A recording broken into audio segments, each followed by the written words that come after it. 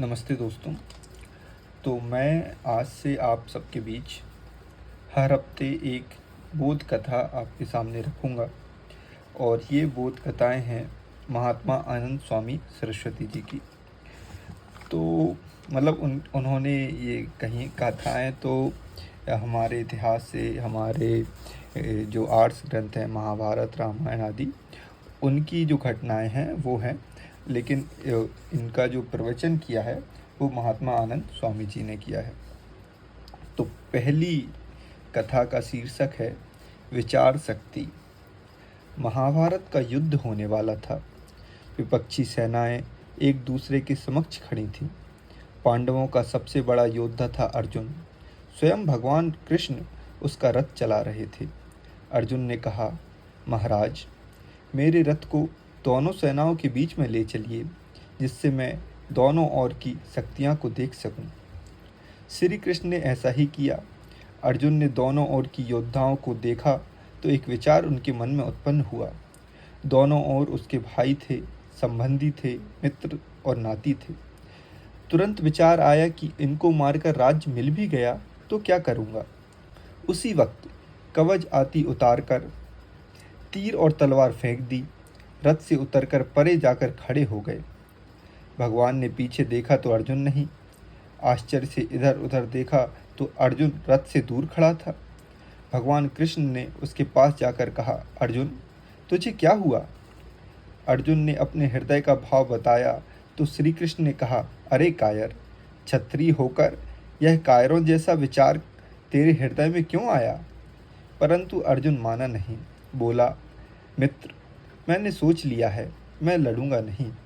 जिस राज्य के लिए अपने भाइयों, वृद्धों और संबंधियों की हत्या करनी पड़े, वह मुझे नहीं चाहिए। तब भगवान श्री कृष्ण ने क्या किया? क्या पिस्तौल लेकर अर्जुन की छाती पर चढ़ गए? नहीं। शांति से, गंभीरता से उन्होंने बात की। तू क्या है? संसार क्या है? तेरे आसपास खड़े लोग क्या हैं? बताया कि मोह ने तुझे कर्तव्य उचित कर दिया है। वे लाखों बार उत्पन्न हुए हैं, लाखों बार उत्पन्न होंगे। बहुत महान, बहुत सुंदर ज्ञान है जिसे भगवत गीता कहते हैं। उस ज्ञान के द्वारा भगवान कृष्ण ने उसे दैवी संपदा और आसुरी संपदा का भी हाल सुनाया। सब कुछ सुनकर अर्जुन की आंखें खुल गईं। फिर वह रथ पर आया, फिर से कवच धारण किया, फिर से गांडीव हाथ में ले लिया, तीर चढ़ा दिया उसके ऊपर। जोश में बोला, मैं लड़ूंगा महाराज। यह है विचार शक्ति। एक विचार ने उसे रथ से नीचे उतार दिया तो दूसरे विचार ने उसे फिर से रथ पर चढ़ा दिया। औरंगजेब की राजसभा में एक थे दीवान बलीराम। मुकदमों की फाइलें तैयार करते थे। अंत में राजा की लिखाई हुई आज्ञा लिखते थे।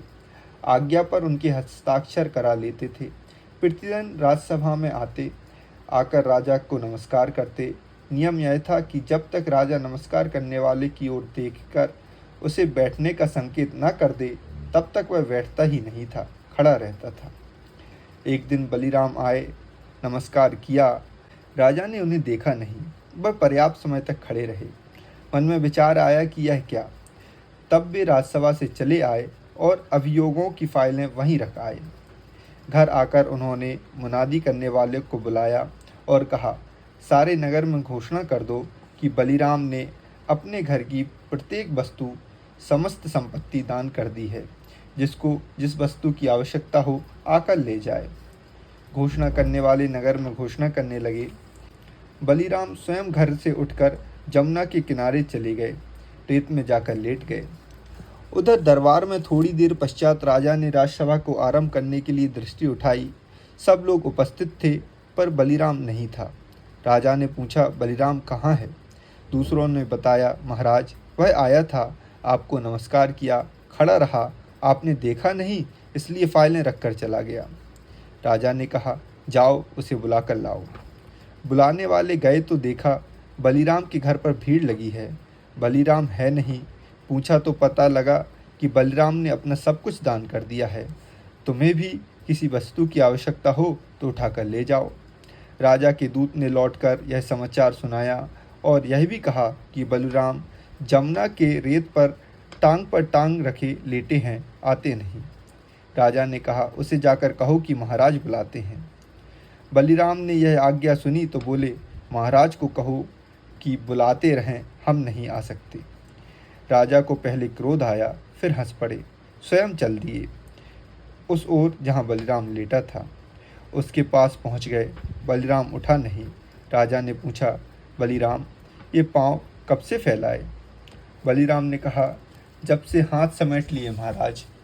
और मस्ती भरी वाणी में बोले, चूँ बंदाए बंदा बदूम, नजरत ना नवा खती, आके कदम वर दरे वंदा परवर, निहादम बंदा दरम ताकती। जब तक मैं तेरा दास था, तू मेरी ओर आंख उठाकर देखता नहीं था। जब मैं ईश्वर का दास बना हूँ, तेरा धन और संपत्ति छोड़ दी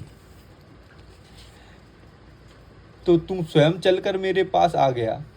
तेरे इस संसार ने मुझे लेना क्या? तेरे इस संसार से मुझे लेना क्या है? यह है विचार शक्ति। राजसभा में खड़े हुए बलीराम के हृदय को एक धक्का लगा, एक विचार उत्पन्न हुआ और उस विचार ने उसे कहाँ से कहाँ पहुँचा दिया। तो ये थी हमारी पहली कथा, जिसका शीर्षक था विचार शक्ति। कि विचार शक्ति बहुत महत्वपूर्ण होती है। आपके अंदर जो विचार आ जाते हैं वही आपको बनाते हैं। कोई विचार, किसी विचार से कोई देशभक्त बन जाता है, किसी विचार से कोई गद्दार बन जाता है, किसी विचार से कोई ईमानदार हो जाता है, किसी विचार से कोई चोर हो जाता है। तो ये सब विचारों का खेल है।